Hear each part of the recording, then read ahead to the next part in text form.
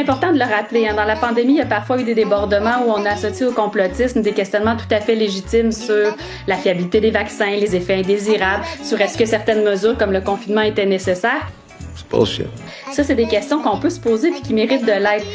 C'est bullshit. Flashback. En fait, beaucoup plus de gens qu'on pense pourraient basculer vers le complotisme. Souvent, c'est un contexte qui prenait quelqu'un d'anxieux, de dépressif, qui vit une crise personnelle, par exemple, séparation, un deuil ou une crise sociale. La pandémie, c'est un bon exemple de ça, déstabilisation. Envie aussi de justice sociale, donc reprendre un contrôle, surtout à un moment où on se méfie des gens autour de nous, des institutions.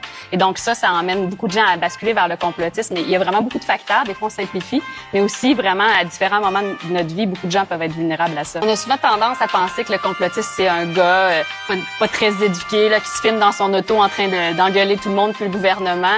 Bon, il y a eu quelques leaders pendant la pandémie qui ont nourri cette idée-là. En effet, on en a vu. Mais ce n'est pas que ça. Ça, c'est important pour nous de le dire. C'est que il y a beaucoup de femmes qui adhèrent aussi. D'ailleurs, dans les leaders, il y a beaucoup de femmes.